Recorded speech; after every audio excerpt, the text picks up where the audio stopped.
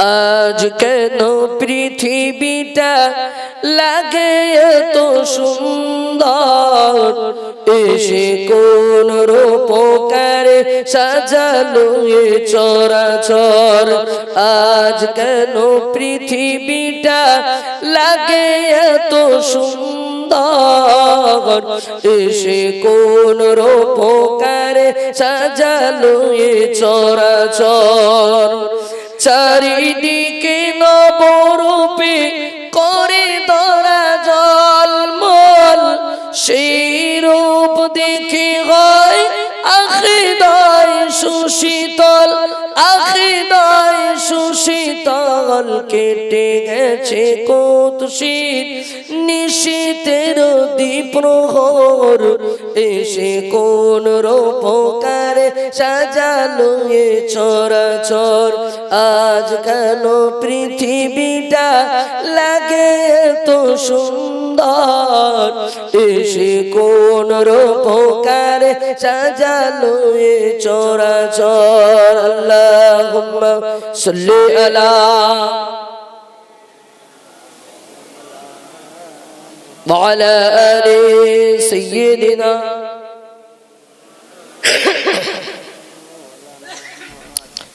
জি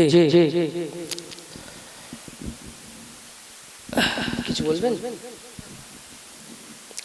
যে কথা আলোচনা করছিলাম, 60 বছর 70 বছর গুনাহ করেছি, আল্লাহ ক্ষমা করবে কিনা, আল্লাহ মাফ করবে কিনা। দাহিয়াতুল কলবি যদি এতটা পাপ, এত বড় অন্যায় করার পরেও আল্লাহ তাকে ক্ষমা করে দেন, আল্লাহ তাকে মাফ করে দেন, আল্লাহ আমাদেরকে অবশ্যই ক্ষমা করে দেবে। খায়াত দিয়েছি, ওই খায়াতটা ফুরিয়ে যাবার সঙ্গে সঙ্গে ও বান্দা আমাকে সারা দিয়ে পৃথিবীর জমিন থেকে বিদায় নিয়ে চলে আসতে হবে। বান্দা তবে একটা কথা শুনে রেখে দাও, বিদায় নিতে হবে। পৃথিবীতে আমি আল্লাহ পাক তোমাদেরকে পাঠিয়েছি ইবাদত করার জন্যে, বান্দিগি করার জন্যে, উপাসনা করার জন্যে। ও বান্দা পৃথিবীর জমিনে 60 বছরের হায়াত দিয়েছি, বান্দা 70 বছরের হায়াত দিয়েছি, ও বান্দা 80 বছরের হায়াত দিয়েছি। বান্দা একটা বার ভেবে দেখেছো এই হায়াতটা তোমাকে খেলা করার জন্য দেওয়া হয় নাই, তোমাকে পৃথিবীর জমিনে আরাম আয়েশ করার জন্য দেওয়া হয় নাই। ও বান্দা পৃথিবীর জমিনে 60 বছর 70 বছর 80 বছর আমার ইবাদতের ভিতর থেকে কাটিয়ে দেবে। বান্দা আমি আল্লাহ পাক জানিয়ে দিলাম, ওমা খালাকতুল জিন্না ওয়াল ইনসা ইল্লা লিয়াবুদুন। ও সোনার মানিক, জনেরা, যুবকেরা, কান্ডা খুলে শুনে রেখে দেন, আল্লাহ পাক বান্দাদিগকে পৃথিবীর মাটিতে ইবাদত করার জন্য বানিয়েছি। জিন এবং মানব জাতিকে সৃষ্টি করেছেন, জিন এবং ইনসান জাতিকে সৃষ্টি করেছেন শুধুমাত্র আমার ইবাদত করার জন্য, শুধুমাত্র আল্লাহ পাকের ইবাদত করার জন্য, শুধুমাত্র আল্লাহ পাকের বান্দিগি উপাসনা করার জন্য। ও বান্দা ইবাদত যদি করো বান্দা, ফাদখুলি ফি ইবাদি ওয়াদখুলি জান্নাতি, ইবাদতের বদলা আমি আল্লাহ জান্নাত দেব। আর যদি বান্দা ইবাদত না করে আমি আল্লাহ পাক জাহান্নামের মধ্যে ফেলে দেব। ও সোনার মানিক, সোনার চাঁদ, মুরব্বি আব্বা জানেরা আমার, এখানে যত মানুষ বসে রয়েছেন আল্লাহ পাক পৃথিবীর মাটিতে পাঠিয়েছেন বান্দা ইবাদত করবে, বান্দা জান্নাত পাবে, ইবাদত করবে না জাহান্নামের মধ্যে ফেলে দেবে। সোনার মানিক, জাহান্নামের আযাব এতটা কঠিন, জাহান্নামের আযাব। ও সোনার মানিক, জাহান্নামের আযাব কিতাবের ভিতরে পড়েছি, জাহান্নামের আযাব ইমাম সাহেবের মুখে বর্ণনা শুনেছি, বক্তাদের মুখে বর্ণনা শুনেছি, অন্তরের ভিতরে এক ফোঁটা ভয় জাগেনি। ও সোনার মানিক, একটা বারের জন্য ভেবে দেখেন, আযাবুল কবরি হাক্কুন, কবরের আযাবটা হলো সত্য, কবরের আযাবটা হলো সত্য। ও বান্দা এটা তো তোমাকে বিশ্বাস রাখতে হবে। হবে। ও বান্দা, এটা তো তোমাকে বিশ্বাস করতেই হবে। কবরের আযাবটা হলো সত্য, জাহান্নামের আযাবটা হলো সত্য। সোনার মানিক জনেরা, যুবকেরা, কান্ডা করে শুনে রেখে দেন।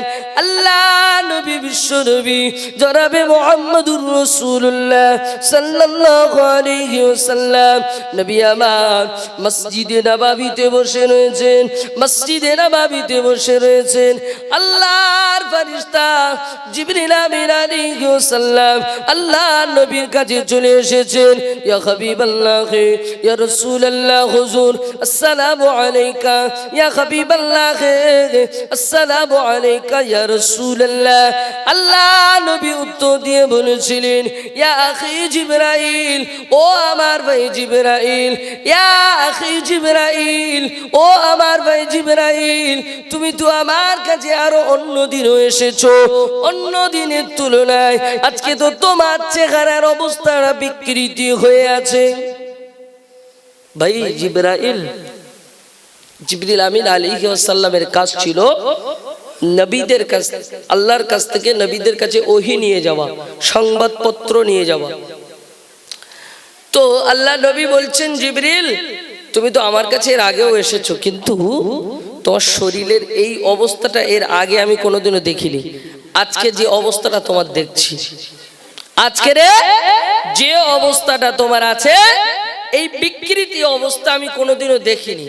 এর কারণ কি? আল্লাহর ফেরেশতা জিবরিল আমিন আলাইহিস সালাম আল্লাহ নবীকে বলেছিলেন, ইয়া হাবিবাল্লাহ, ইয়া রাসূলুল্লাহ, হুজুর এই মুহূর্তে আমি জাহান্নামটা ভ্রমণ করে আসতেছি।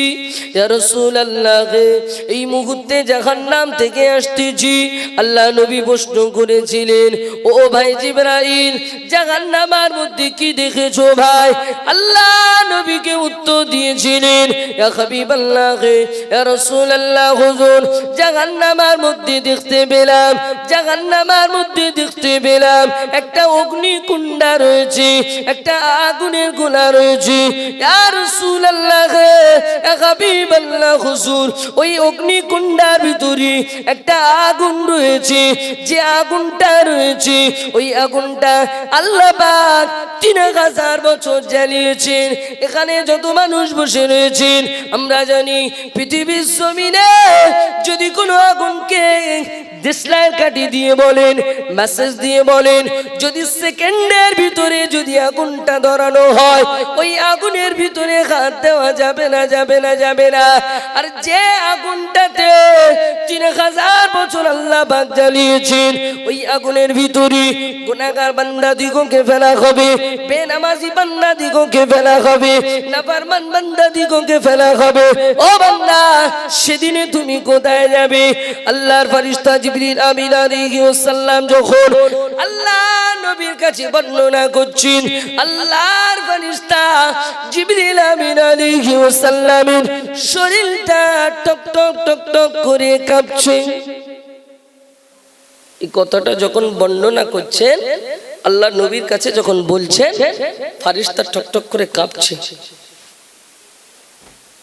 তিনি তো ফেরেশতা, তারা তো বেগুনাহ, তাদের গুনাহ নাই, তবু এই এত কঠিন আযাব দেখার পরেও তিনি কাঁপছেন। আমরা তো অনেক গুনাহগার, সেই আযাবের বর্ণনা শোনার পরেও আমাদের অন্তরে বিন্দুমাত্র ভয় জাগে না যে ওই রকম আযাব আমার জন্য অপেক্ষা করছে,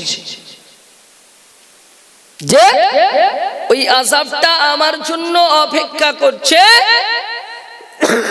বিন্দুমাত্র ভয় আমাদের জাগে না। আল্লাহ পাক জানালেন, ফাদখুলি ফি ইবাদি ওয়াদখুলি জান্নাতি, ইবাদতের বদলা আমি জান্নাত দেব। আর যদি বান্দা আমার ইবাদত না করে, আমি আল্লাহ পাক জাহান্নামের মধ্যে ফেলে দেব। কোন এক কবি বড় সুন্দর করে বলেছেন, জैसे करनी वैसे भरनी, ना माने तो करके देख, জান্নাত ফিহা জাহান্নাম ফিহা, না মানে তোমার কে দিক যেমন করবে তেমন ফল হবে। আমরা কথার ভিতরে বলি যেমন কাজ তেমন ফল হবে। যদি না বিশ্বাস করো কাজটাকে করে দেখো, জান্নাতও আছে জাহান্নামও আছে। যদি না বিশ্বাস হয় একটাবার মরে দেখো, যেমন করবে তেমন ফল হবে। যদি না বিশ্বাস হয় কাজটা করে দেখো, জান্নাতও আছে জাহান্নামও আছে। যদি না বিশ্বাস হয় একটাবার মরে দেখো আছে কি। বুঝবে সেদিন বুঝবে। সোনার মানিক জনেরা যুবকেরা কান্ডা খুঁজে শুনে রেখে দেন। আমি আপনাদের কাছে আলোচনা করছিলাম, আল্লাহ পাক পৃথিবীর মাটিতে পাঠিয়েছেন ইবাদত করতে হবে, বান্দিগি করতে হবে, উপাসনা করতে হবে। কেননা এই পৃথিবীর মাটি থেকে আমাদেরকে বিদায় নিতে হবে। এই পৃথিবীর মাটিতে চিরদিন থাকতে আসিনি আমরা, চিরস্থায়ী আমরা থাকতে আসিনি। ক্ষণস্থায়ীর জন্য পৃথিবীর মাটিতে আল্লাহ আমাদেরকে পাঠিয়েছেন। আমরা চিরস্থায়ী হব কবরে, হাসরের ময়দানে গিয়ে। এগো জগৎ নয়, পরজগতে গিয়ে চিরস্থায়ী হব। এগো জগৎটা তো আমাদের ক্ষণস্থায়ী। সোনার মানিক এখানে আমরা পড়বো, পরীক্ষাটা ওখানে দেবো। সোনার মানিক যতটুকু ইবাদত করব ওখানে গিয়ে দেখাতে পারবো, যতটুকু আমল করব ওখানে গিয়ে কাজে লাগবে। আজকে পৃথিবীর জমিনে শুনছি, বহুত কিছু শুনছি। ইমাম সাহেবের মুখ থেকে বহু আলোচনা শুনেছি, ইমাম বক্তা সাহেবদের মুখ থেকে বহু আলোচনা শুনেছি।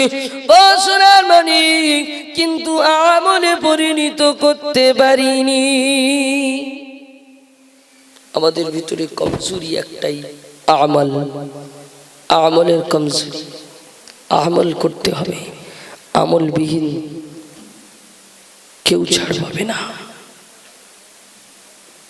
আল্লাহ নবী, বিশ্ব নবী জনাবে মুহাম্মদুর রাসূলুল্লাহ সাল্লাল্লাহু আলাইহি ওয়াসাল্লামের কন্যা মা ফাতিমাতুজ জোহরা রাদিয়াল্লাহু তাআলা আনহা যখন ইন্তেকাল করলেন, কবরে যখন আম্মাজান ফাতিমাকে শোয়ানো হচ্ছে, ফেরেশতারা সাহাবায়ে কেরামেরা কবরকে সম্বোধন করে বলছে, এ কবর, এ কবর, কাকে শোয়ানো হচ্ছে তুমি কি জানো? কবরকে সম্বোধন করছে, ভয় দেখাচ্ছে। কাকে শোয়ানো হচ্ছে তুমি কি জানো? সোনার মানিক জনেরা যুবকেরা কান্ডা খুলে শুনে রেখে দেন। কবরকে বললেন, হে কবর, তোমার ভিতরে কাকে শোয়ানো হচ্ছে তুমি কি জানো? হাসান হুসাইনের আম্মা জান আলী খায়দা হুজুরের স্ত্রী আল্লাহ নবী বিশ্ব নবী জনাবে মুহাম্মদুর রাসূলুল্লাহ সাল্লাল্লাহু আলাইহি ওয়াসাল্লাম হুজুরের একমাত্র কন্যা ফাতিমাতুজ জোহরা রাদিয়াল্লাহু তাআলা আনহাকে শোয়ানো হচ্ছে। এ কবর, জান্নাতের সরদারিনী মা ফাতিমাকে তোমার ভিতরে শোয়ানো হচ্ছে। কবর তুমি সাবধান হয়ে যাও, কবর তুমি এর সঙ্গে ভালো ব্যবহার করবে। কবর জবানকে আল্লাহ পাক খুলে দিলেন, কবরের ভিতর থেকে আওয়াজ আসে, হে দুনিয়াবাসীরা শুনে রেখে দাও, শুনে রেখে দাও। হে আল্লাহ নবী সাহাবায়ে কেরামেরা শুনে রেখে দাও, শুনে রেখে দাও। আমি কবর জানিয়ে দিলাম, কে হাসান হুসাইনের আম্মা জান আমি কবর চিনি না, কে আল্লাহ নবীর কন্যা আমি চিনি না, কে আলী খায়দার হুজুরের স্ত্রী আমি কবর চিনি না, কে জান্নাতের সরদারিনী আমি কবর চিনি না। আমার সঙ্গে কথা হবে আমলে, আমার সঙ্গে কথা হবে আমল। আমলকে কতটা করেছো? ফাতেমা বংশের পরিচয় আছে, রাসূলের কন্যা, খুব ভালো কথা, কিন্তু আমল কতটা করেছে? আমল কতটা করেছে? আবু জেহেল তো নবীর চাচা, যদি বংশের পরিচয় দিয়ে ছাড় পাওয়া যেত তো আবু জেহেল সবার আগে জান্নাতে চলে যেত। যদি বংশের পরিচয় ছাড় পাওয়া যেত, আবু লাহাব সবার আগে যেত, কারণ নবীর বাপ, নবীর চাচা। বংশের পরিচয় দিয়ে ছাড় পাওয়া যাবে না। আমল কে কতটা করেছো বলো? নবীর চাচা আবু তালিব যখন পৃথিবীর মাটি থেকে বিদায় নিয়ে চলে যাচ্ছে, আল্লাহ নবী চেষ্টা করছেন, চাচা সারাটা জীবন আমাকে মহাব্বত করেছে, আমাকে কোনোদিনও বাঁকা চোখে দেখিনি। অন্যান্য চাচারা আবু জেহেল আবু লাহাব আমাকে বাঁকা চোখে দেখেছে, কিন্তু আমার আবু তালিব চাচাটা কোনোদিনও বাঁকা চোখে দেখেনি। কিন্তু কাফেরদের বড় লিডার ছিল, তারপরেও আমাকে মহাব্বত করে গেছে, ভালোবেসে গেছে। নবী আমার শেষ সময়তে চাচা মৃত্যুর শয্যায় পড়ে আছেন, চাচার কাছে একটাবার এসেছেন, চাচা আপনি শেষ জীবনে একটাবার কালমাটা পড়ে নেন, কালমাটা পড়ে নেন, আমি রাসূলুল্লাহ আপনার জান্নাতের জামিনদার হয়ে যাব। জোরে বলেন সুবহানাল্লাহ। আবু তালিব, আল্লাহ নবী ছিলেন এক সাইডে, আবু তালিব অন্যদিকে মুখটা ফেরালেন। বড় বড় লিডাররা বসে আছে, কাফেরদের লিডার। এই আবু তালিব, সারা জীবন আমাদের দলে ছিলিস, কবরের আযাবের ভয়ে মুহাম্মাদের দলে চলে যাবি? কোনোদিনও নয়। ভয় দেখিয়ে দিল, কোনোদিন ওটা করবি না। আল্লাহ পাক সঙ্গে সঙ্গে আল্লাহ নবীকে জানিয়ে দিলেন, ও আমার হাবিব, ও আমার দোস্ত, আমি আল্লাহ পাক জানিয়ে দিলাম, আমি আল্লাহ পাক জানিয়ে দিলাম, হেদায়েত তুমি দিতে পারবে না হাবিব, হেদায়েত তোমার হাতে নাই। আমি আল্লাহ পাক হেদায়েতের দায়িত্ব আমি আল্লাহ আমি আমার বান্দাকে হেদায়েত দেবো কিনা আমি জানি। তুমি শুধু হেদায়েতের রাস্তাটা দেখিয়ে দেবে, তুমি হেদায়েত দিতে পারো না, পারো না, পারো না। ও সোনার মানিক জনেরা, যুবকেরা, আমি আপনাদেরকে বোঝাতে চাইছি, বংশের পরিচয় দিয়ে জান্নাতে যাওয়া যাবে না। আমি উঁচু বংশের মানুষ, আমার ভাইপো অমুক, আমার ছেলে অমুক, আমার বাপ অমুক। ও সোনার মানিক, নিজে কতটা আমল করেছো বলো, কবর তোমার কাছ থেকে হিসাব নিবি, কবর তোমার কাছ থেকে হিসাব নিবি। সোনার মানিক জনেরা, যুবকেরা, নিজে করতে হবে আমল, আমলের কোনো ধার বাকি চলে না। এই জায়গায় একটু দরুদ শরীফ পড়েন, আল্লাহুম্মা সাল্লি আলা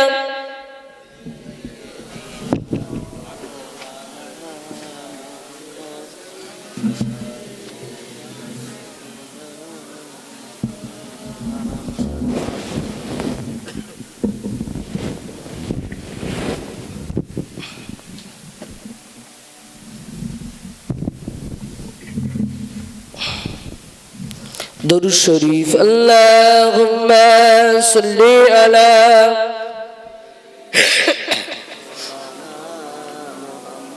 ওয়া আলা আলি সাইয়্যিদিনা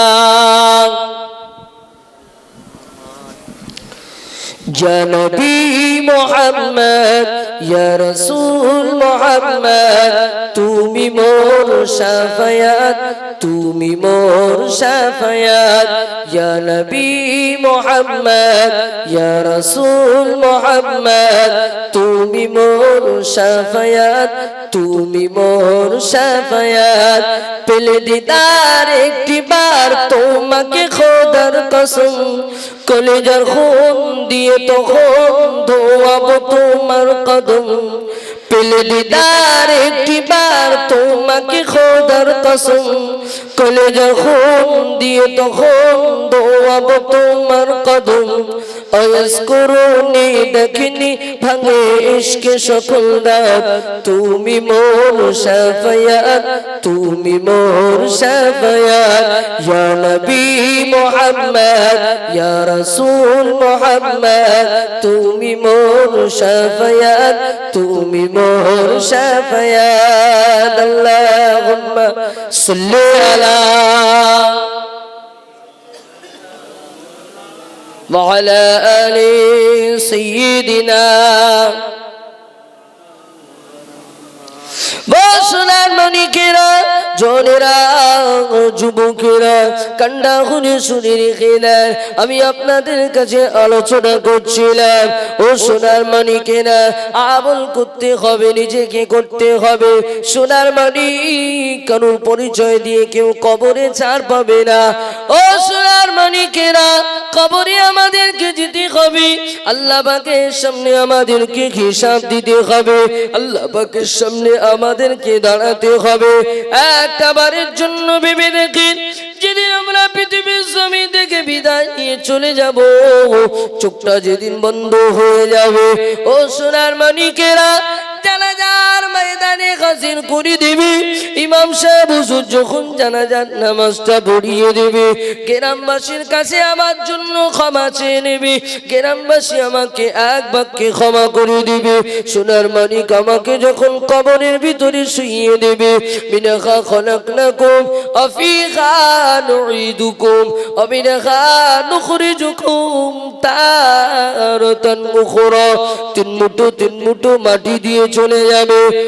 সোনার মানিকেরা, জনেরা, যুবকেরা, এই মাটি থেকে তোমাকে সৃষ্টি করা হয়েছে, আবার এই মাটির ভিতরে তোমাকে দেওয়া হলো, পুনরায় এই মাটি থেকে তোমাকে আবার জীবিত করা হবে। এই মাটি থেকে তোমাকে সৃষ্টি করা হয়েছিল, এই মাটিতেই তোমাকে দেওয়া হচ্ছে, আবার এই মাটি থেকেই তোমাকে আবার জীবিত করা হবে। সেদিনে আমাদের হিসাব দিতে হবে, মান রব্বুকা মা দীনুকা মান নবিয়ুকা, কে তোমার রব, তোমার ধর্ম কি, তোমার নবী কে। হিসাব আমাদেরকে দিতে হবে।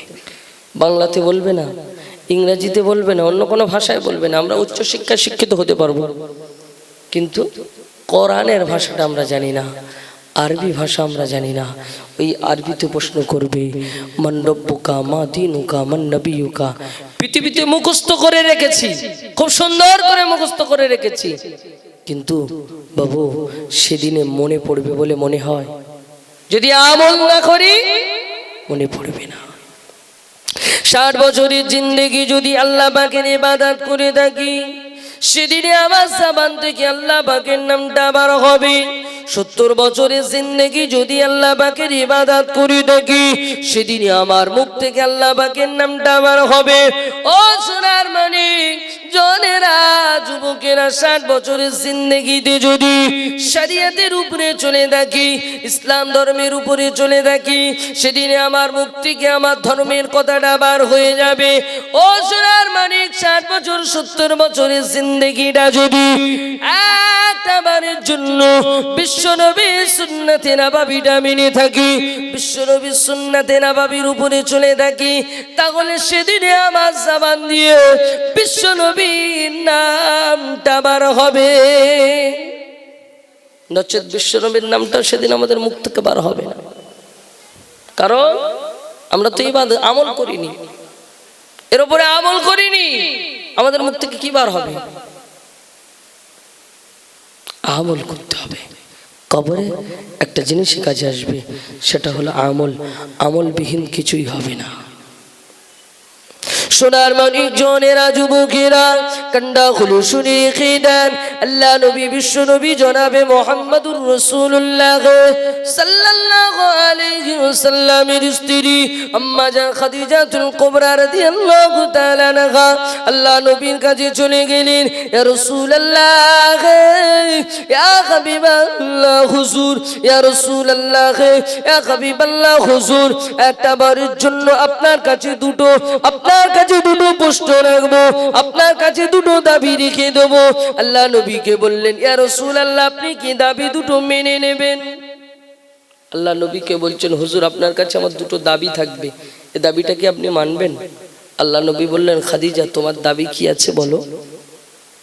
খাদিজাতুল কুবরা রাদিয়াল্লাহু তাআলা আনহা আল্লাহ নবীর কাছে বললেন, হুজুর, আমি যেদিন পৃথিবীর জমিন থেকে বিদায় নিয়ে চলে যাব, যেদিন পৃথিবীর জমিন থেকে বিদায় নিয়ে চলে যাব, আমার যে কাফনের কাপড়টা হবে, এই কাফনের কাপড়টা আপনার পৃথিবীর অন্য কোনো বস্ত্র দিয়ে দেবেন না, আপনার শরীরের কোনো একটা বস্ত্র দিয়ে দেবেন। জোরে বলেন, আপনার শরীরের কোনো একটা বস্ত্র দিয়ে দেবেন, পৃথিবীর অন্য কোনো বস্ত্র দিয়ে দেবেন না।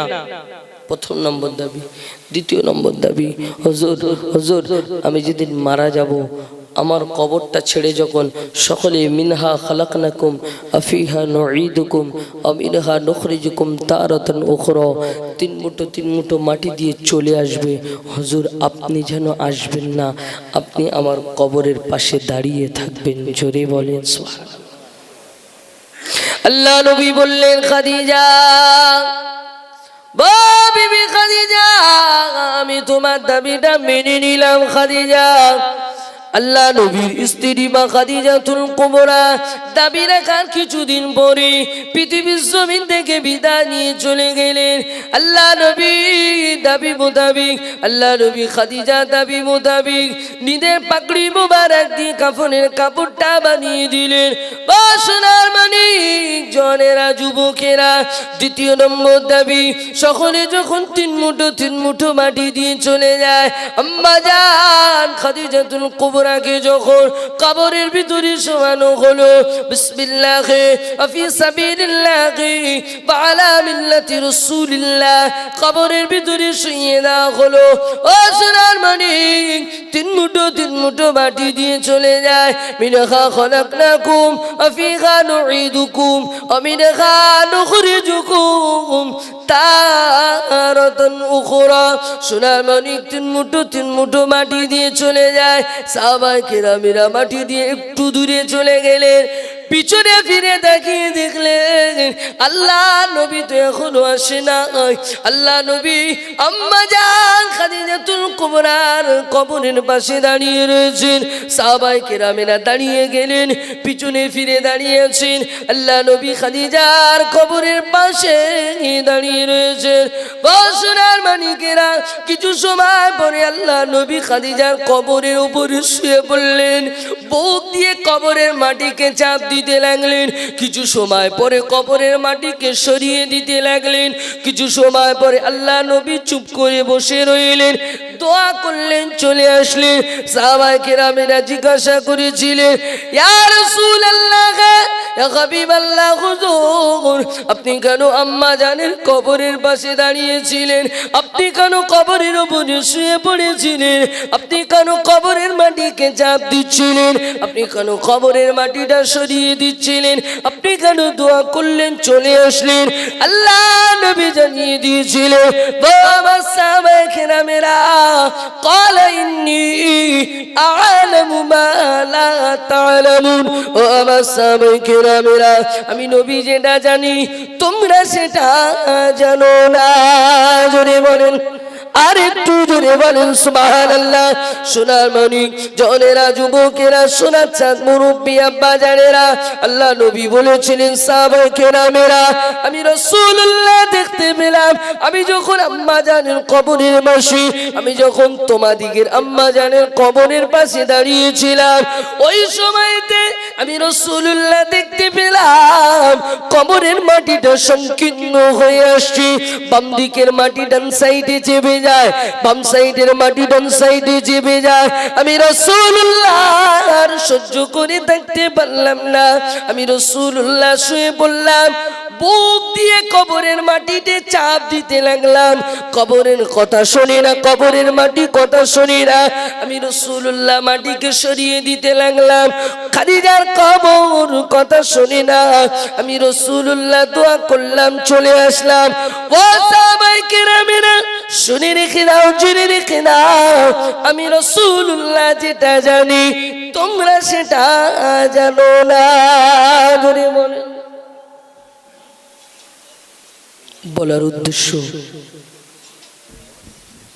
বলার উদ্দেশ্য আমার একটাই, রাসূলের স্ত্রী খাদিজার কবরের অবস্থা যদি এমন হয়, আমরা কোন ক্যাটাগরির মুসলমান? আমাদের কবরের অবস্থা ভালো থাকবে? যে আমরা কোন ক্যাটাগরির মুসলমান, আমাদের কবরের অবস্থাটা ভালো থাকবে? একটাবার ভেবে দেখেন আমাদের কবরের অবস্থাটা কি হবে। 60 বছর বয়স হয়ে গেছে, 70 বছর বয়স হয়ে গেছে, ভাবছি এই তো সারা জীবন গোনা করে এসছি, আর কয়দিন একটু গোনা করে নিই, অসুবিধে নেই, সেই তো জাহান্নামে যেতে হবে। এটা ভুল ধারণা, এটা ভাববেন না। আল্লাহ পাক সুযোগ দিয়েছেন। শয়তান আল্লাহ পাকের কাছে পাওয়ার চেয়েছিল, আল্লাহ আমাকে দুটো পাওয়ার দেবেন, সেকেন্ডে পৃথিবীর এক প্রান্ত থেকে অপর প্রান্তে যেতে পারি, আর মানুষের শিরায় শিরায় চলতে পারি। আল্লাহ দিয়েছিল, যা চলে যা, তোকে দিয়ে দিলাম। তবে এই কথাটা শুনে রাখ, 59 বছর 11 মাস 29 দিন 59 মিনিট 59 সেকেন্ড আমার বান্দাকে দাগা দিবি, আমার বান্দা মৃত্যুর 1 সেকেন্ড পূর্বে আমি আল্লাহ আমার কাছে তওবা করবে, ঈমানি কালমাটা পড়ে নেবে, আমি তার জীবনের গুনাহ খাতাগুলোকে মাফ করে দেব। জোরে বলে, আরেকটু জোরে বলে। শয়তান 59 বছর ধরে, টোটালে একদিন কম 1 সেকেন্ড কম 60 বছর আপনার পিছনে দাগা দিয়েছে। তার ওই এতটা কষ্টকে 1 সেকেন্ডে আল্লাহ পাক ব্যর্থতা করে দেবে। তবে আমাদেরকে বুঝতে হবে, ভাবছি 70 বছর হয়ে গেছে, চালিয়ে যাই না। যখনই বুঝবো, যখনই জানবো, ফিরে আসি, সঠিক পথে ফিরে আসি, সঠিক রাস্তাতে চলে আসি। সোনার মানিক জনেরা, যুবকেরা, আল্লাহ নবী, বিশ্ব নবী জনাবে মুহাম্মদুর রাসূলুল্লাহ সাল্লাল্লাহু আলাইহি ওয়াসাল্লাম নবী আমার মসজিদে নববীতে বসে রয়েছেন। আল্লাহ নবী ওই সময়তে দেখতে পেলেন মসজিদে নববীর সাইডে, মসজিদে নববীর কোনায় একজন ব্যক্তি বসে রয়েছেন। ওই ব্যক্তিটা প্রতিদিনের তুলনায় নামাজের পরে ক্রন্দন করে, নামাজের পরে কান্নাকাটি করে, চোখ দিয়ে টপ টপ টপ টপ করে পানির টুসা পড়ে যায়, প্রতিদিনে কান্নাকাটি করে। আল্লাহ নবী তাকে ডেকে জিজ্ঞাসা করেছিলেন, ও বাবা দাখিয়াতুল কলবি, তুমি কেন ওই সাইডে বসে কান্নাকাটি করো? তুমি কেন ওই সাইডে বসে কান্নাকাটি করো? কি হয়েছে তোমার? তোমার অভাব কি আছে? তোমার কষ্ট কি আছে?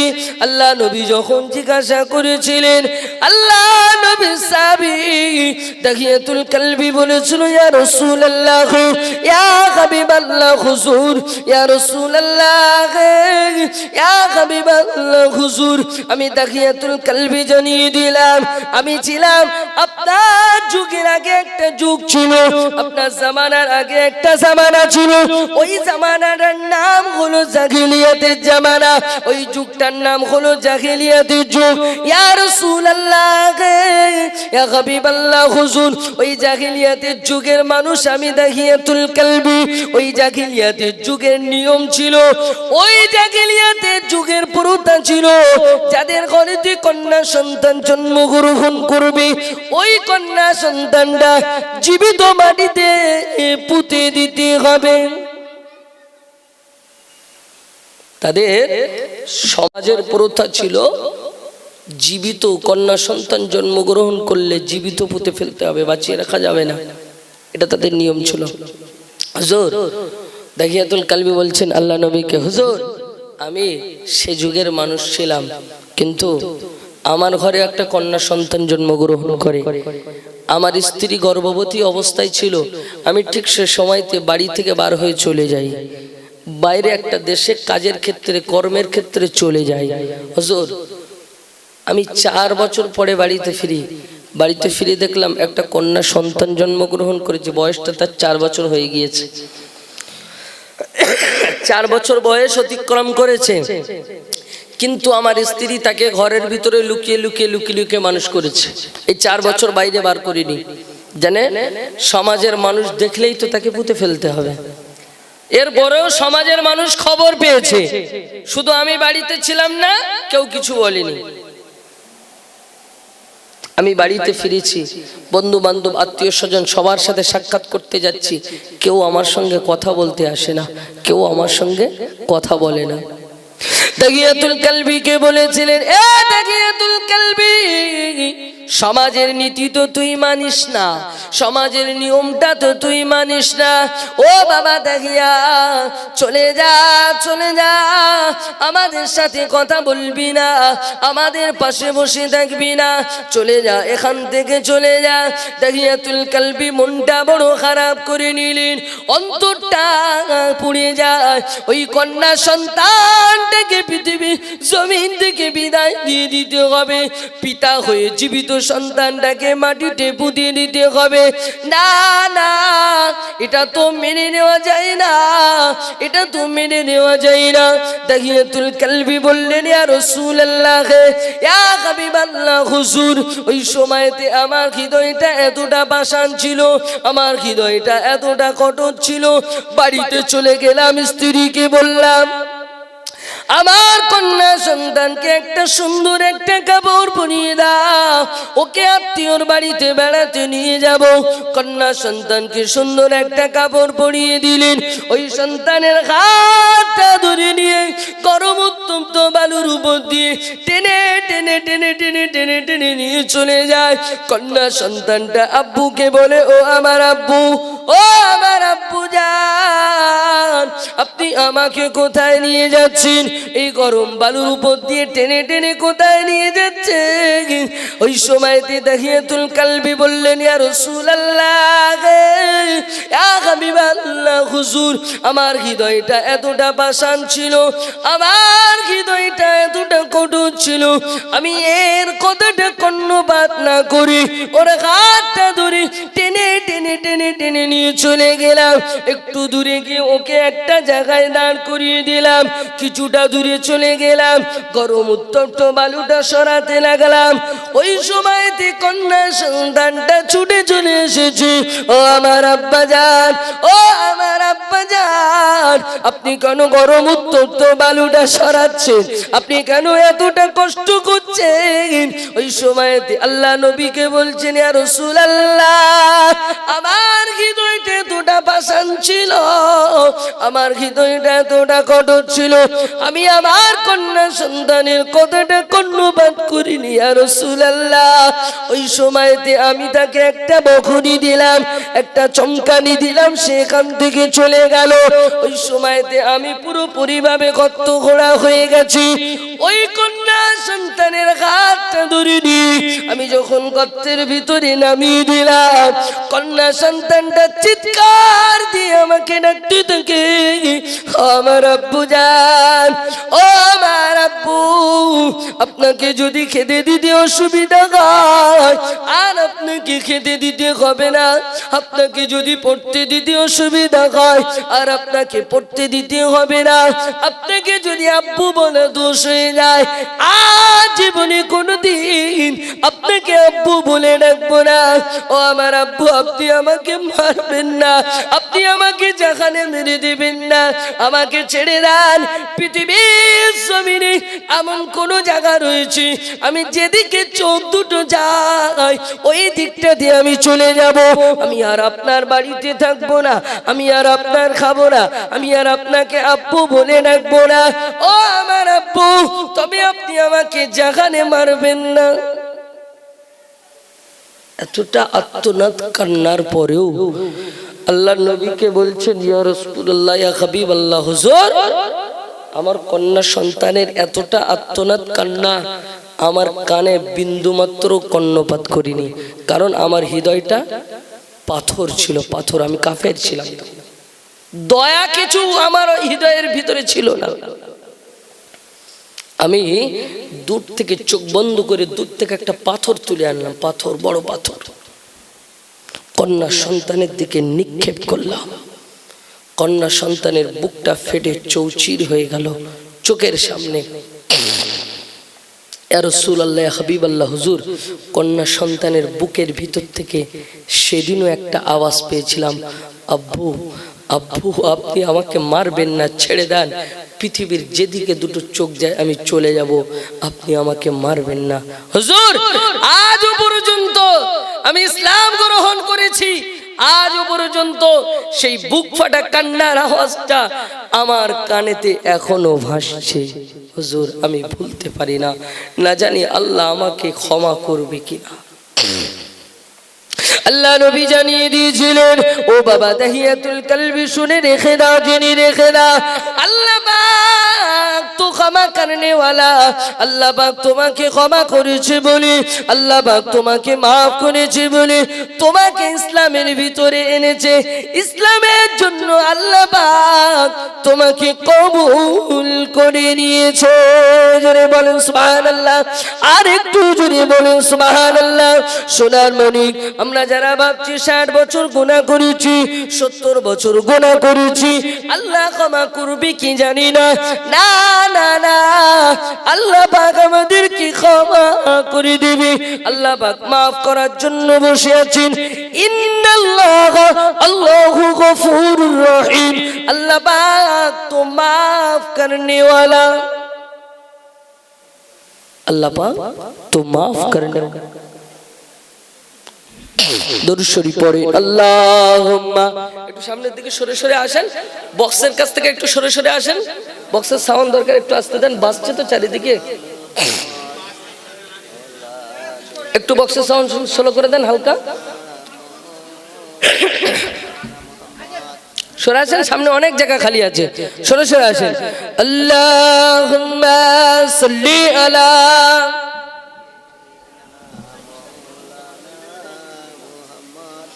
ওয়া আলা আলি